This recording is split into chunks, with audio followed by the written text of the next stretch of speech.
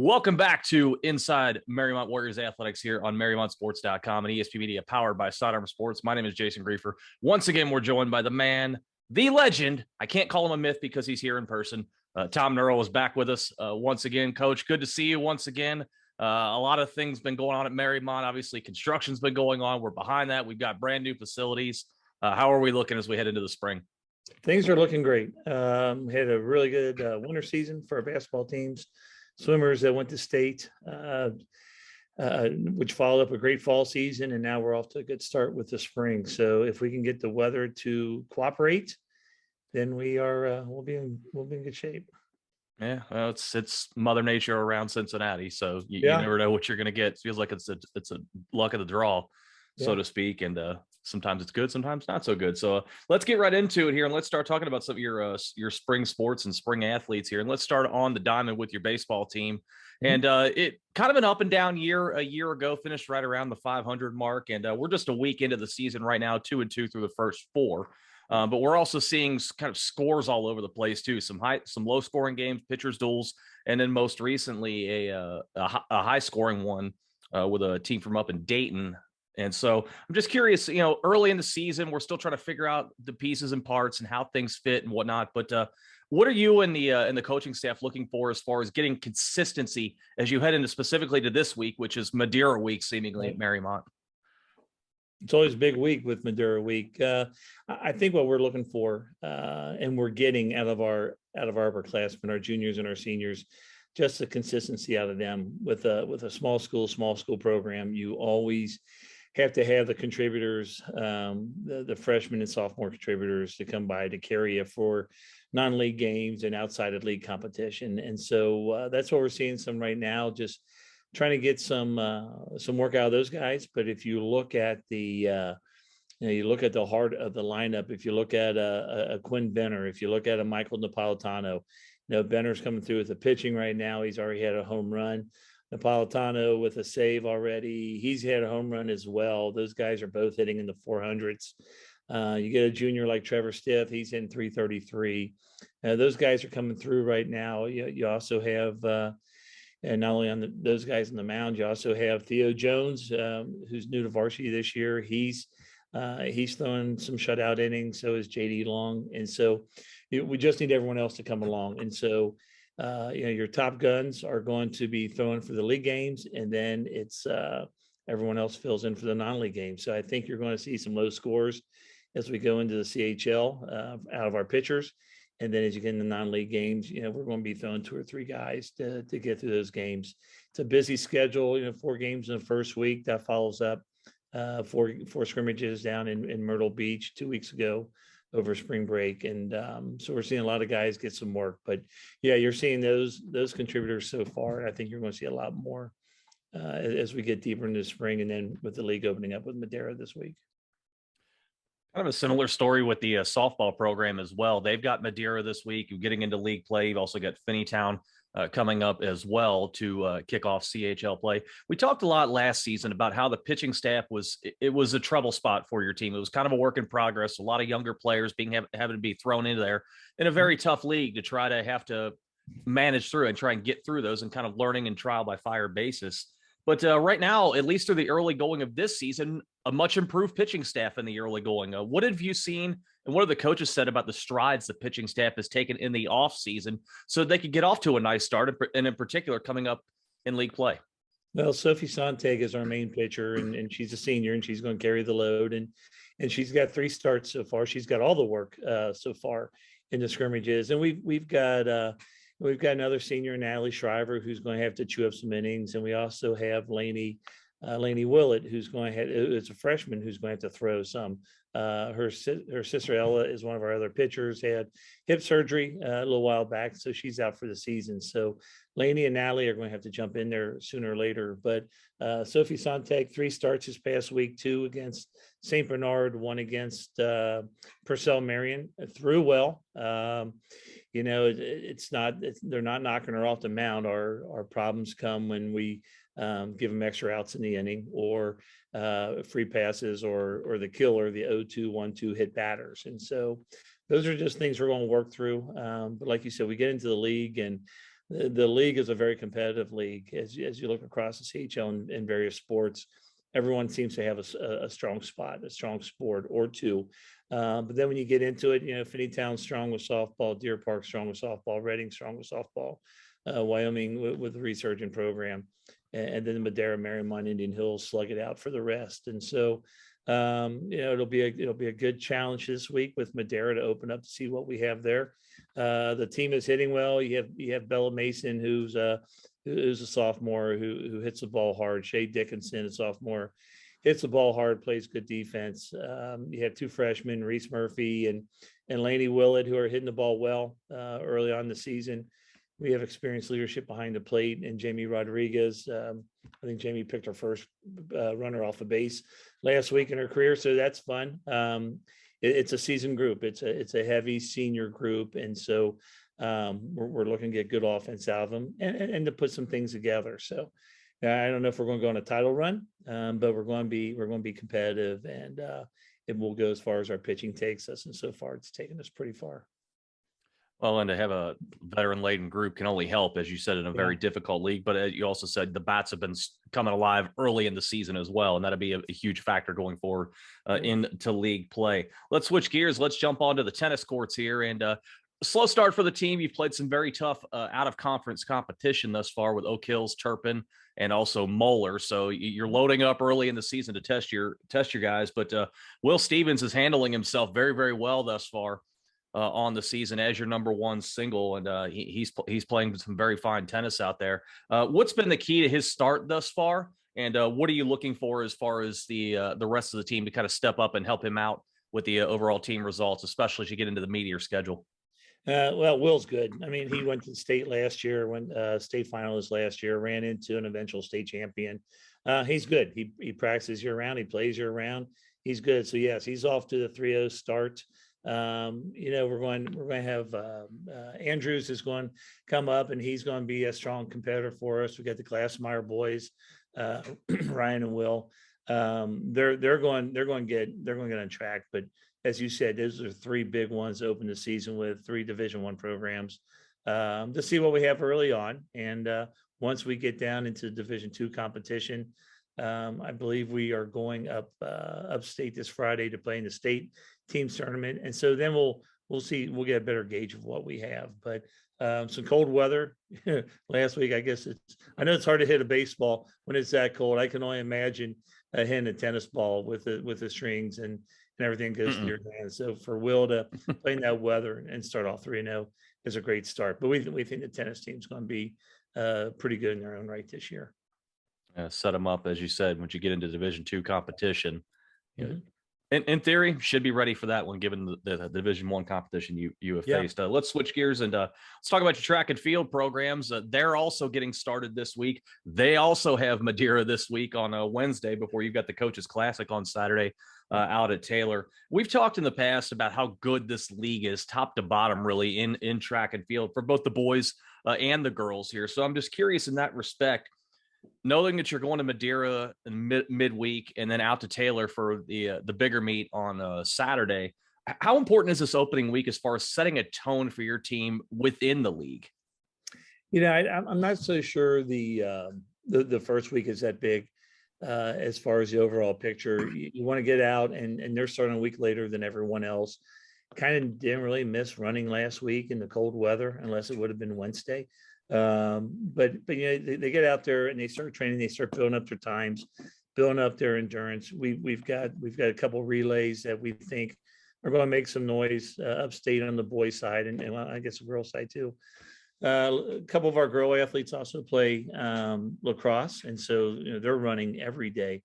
But more importantly, that we get decent times to start, and then we're going to just improve those. So by the second week of May, we're ready for the CHL. So I know Coach Dragovich changes the lineup up a lot to get a lot of kids in the meets, and then to get the kids are concentrating on their events, just their work. So, 2 good meets this week. Madeira is always a well-run meet. It's always a good field to run against, and the Coaches Classic out of Taylor. So we're going to have a little bit of idea about where we are in the early season come Sunday morning, but we're expecting a really good season especially by the time the CHL competition rolls around.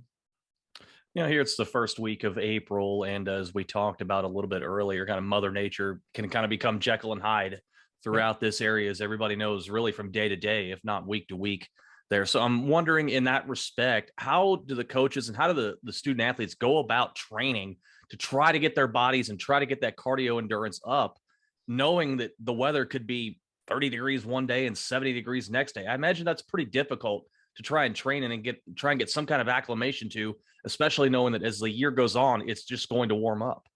I guess that's the best thing about spring is it's going to warm up, it's going to get better. But those kids starting back in February, there were some very cold days, and they're out running your distance kids. They're out, they're layered up, they're off and running. That's what they do, and they kind of take a very strong pride in that they're going out just overcome because they'd go out and it's just it's just brutal. You see the lacrosse players with 2 or 3 sweatshirts on. You see the baseball, softball players coming inside, and the track kids are running down the street. So hats off to them. But it is grueling. But yeah, I guess the other thing is too, they also know when the weather gets warmer, they're going to be looser and they're going to be faster. So I'm looking forward to it. That's one of the best things about spring is you start cold and you end up hot. So does it make it easier for you to get the fields prepped and whatnot?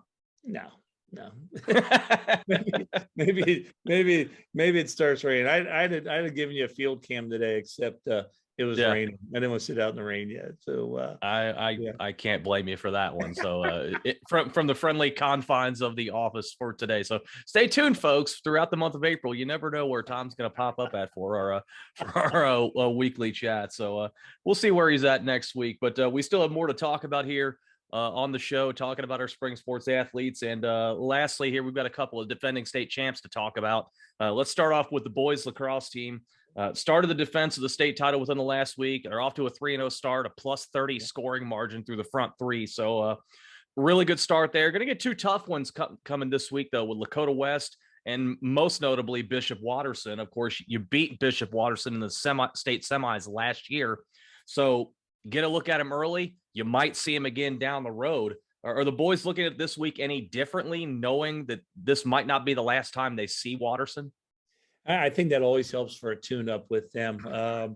Just having them on the regular schedule the last number of years and building a competitive schedule, you have to do that. Last year we played them on grass down Drackett Field, so not really a true indication of what you'd see when you're playing on turf later in the season. But yeah, we're going to see how we match up with them. Friday night we played Gurin Catholic out of Indiana. They were the defending Indiana state champs. So you had state champs playing state champs, and the boys took a 13-9 win from them. So they're looking really good right now. And of course, you got Max Tepe and Connor Souders back. You got Evan Morgan doing a lot of scoring. You got Bowden Gall. He's leading things up front as well, and Luke Brenneman in the goal. So just a lot of good things going on. We're banged up a little bit. We've lost a couple of athletes due to injury or long-term injuries. But the kids haven't missed a beat yet. So playing the bigger competition this week is going to be we'll see where we are. Lakota, big Division I program. It's always good to mix it up with those big guys. And then, like you said, with Watterson, a road trip kind of gets you thinking, for the postseason, because everything you play is going to be up north. So it'll be a good trip for the boys. Similar story on the girls' side, of course, defending state champions. They're also 3-0 to start this year. They have a scoring margin of +38 through the first 3. And looking at some of the numbers here, I am, Sarah Comer already with 12 goals, Piper George, 9 goals, 5 assists. That's both top 3 in the CHL in the early going. So off to a very, very good start for this team, kind of picking up where they left off a year ago. I'm wondering, from your perspective and maybe some conversations you've had with the staff, I know it's early. We're only a week or so into the season, but how would you evaluate what you've seen from this team at this point in the year compared to your state champions from a year ago? Yeah, it was talking with Coach Ferry early on. It was kind of interesting to see what exactly we're going to have. We had such a senior laden team last year, and a lot of senior output when you look back at the McGowans and the other athletes from last year. Not really knowing what we had or who was going to step up. We knew we had Sarah. We knew we had Piper. We knew Delane Oliveira was going it was going to be a player for us. They've done it for the last number of years, but not really sure how everything else is going to fit together. You got Carolyn Solar, who really runs the field well, who helps direct things, who gives everyone a good number of feeds. Lucy Lysick and Caitlin Bortz, very unselfish with the ball, getting it to everybody. And you're filling a spot in the goal as well. Kind of a slow start against Turpin last week. I think we were down maybe 6-2 at one point, and then we went on the run for the win. So it just took a little bit to, for everyone to find their spots there, and then just to go and run and score. So we're really excited about that. Big weekend up in Columbus this week with DeSales, another team that we seem to run into in the tournament a lot. But DeSales on Saturday. I think we're at Kilbourne on Friday night. That's our Columbus trip. Girls always have a good time with that. It's good to see some outside competition. So we're really looking forward. And it's a busy week. I mean, we've got our youth night on Tuesday with Loveland coming in. We have Oakwood coming down on Thursday, and then the games on Friday and Saturday. So it's a busy week. So hopefully we come out 4-0 at the end of this week with this week's games, and then just continue on and get to the tournament. As you said, a lot of newer pieces having to step in from what was a senior laden state title team a year ago. And as we talked about, 3-0 thus far. You beat Turpin 17-9, Summit 17-2, and Wyoming 16-1. So I'm curious, given the wide scoring margins, particularly with the last two, as you said, you were down early to Turpin and wound up really taking over in the latter half of that one. Are you looking at this team as being a stronger offensive team or defensive team? Because we're seeing them do both. We're seeing them put the ball in the net seemingly at will right now. You're looking at 50 goals through the first three, and then defensively, you've only given up 3 goals in your last 2. Yeah, we're definitely stronger offensively than we are defensively, and we haven't really been challenged offensively yet. I say that, and I'll quantify that. I mean, Turpin challenged us with their offense, but I think we're going to see this week some teams with stronger offenses, especially once we go up north. And so with some inexperience in the goal, our defensive line has to step up and help our goalkeeper out. And they've been doing that so far. They're so quick, such good athletes on this team. And I think their quickness is really going to play a part in what we do all year. How much with the seniors that you lost a year ago are maybe still feeling an early effect on this team as far as the leadership, the wisdom, all that kind of stuff, particularly early in the season? As you said, now you're getting into a much tougher grind, especially this weekend, as you said, with Kilbourne and DeSales on Saturday. Are you seeing still some influence from the senior class a year ago on this team and seeing maybe that heightened sense of focus this week, knowing that the competition is going to step up? I think one thing about good leadership is good leadership leaves leadership when it leaves, and it helps develop leadership for those that follow. And that's what we're seeing with our leaders this year. They're doing a really good job so far this year and just picking it up. And the expectations there. The expectations there that they want to be playing in June, that they want to be playing at Ohio Wesleyan Stadium on the last day. And so the work they do in box lacrosse and indoor lacrosse over the winter is there. The work they're doing with each other as a team is there. And so I won't say we're missing the leadership from last year, because so far this year's leadership is doing a really good job on getting everybody on track and just defining their purpose. Lastly, before I let you go, you're talking about kind of both your lacrosse programs right now. Obviously, defending state champions, they've been in the mix seemingly every year that it's been a sanctioned sport by the OHSAA.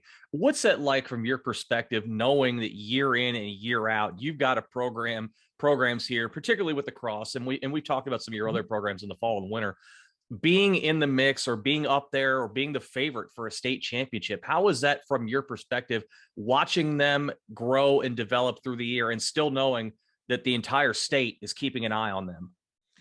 From my aspect, or I guess from an AD's aspect, looking at what the kids do, the kids have to learn to handle the pressure. There's pressure going on. And years back, they used to have a rating system, that lacks power or whatever, rated to teams. And so they pretty much determined where the standings were when you got to the tournament. And, if you didn't put a a 15 goal shellacking on somebody, then you took a hit in your lax goals. And unfortunately, some of that still exists. And like I said, we're going north to find some competition for our teams because some of the teams in D2 don't want to play down here. And I get it. But we have to find people to play. And so as you look at that, just getting your younger players in and not worried about taking that beating on the lax powers, on the lax goal ratings, but getting the younger players in and stepping up and knowing that, hey, we want to be playing for a ring. We want to be playing like basketball. I think girls basketball has stayed there. They want to get to districts every year. They want to get to the next level. Boys basketball has done the same thing, not only getting to districts, but going to the regional this year. The swimmers sending people to state every year. That's kind of an expectation in their programs. Boys and girls soccer the same way, getting to regionals. Football going to the playoffs. As Kevin Ferry said last year, a rising tide lifts all ships. And so with everyone having success, everyone wants to have that success in our small community here, and just show them, hey, we can do this. And so I'm really proud of the kids for the efforts that they put in. I'm really proud of the coaches on getting those efforts out of kids and just raising the bar in this small little community here. We're a high school of about 520 kids, and the success that we're having on our levels, especially in lacrosse, they'll take all comers. They don't back off. They'll play the better competition and let's go. So really proud of that from this part, from my aspect of it. And it's just great to see as we get late in the season and people start saying, hey, here comes Mariemont again. You're going to see that in track this year with success from cross country carrying over. It's just fun from my aspect. It's really a lot of fun to see. Well, the fun's just beginning here in the spring season, and it's good to be back here and discussing it here with Tom Nerl once again. Tom, appreciate the time, and we'll be looking forward to playing some kind of guessing game as to where you'll be coming to us from next week. And yeah, we'll get some sunshine next week, and we'll play Where's Nerl instead of Where's Waldo. It'll be Where's Nerl. So yeah. So well, if exactly, fans, if you want to find out Where's Nerl next week, you've got to tune right back in here on MariemontSports.com for Inside Mariemont Warriors Athletics here on ESP Media, powered by Sidearm Sports.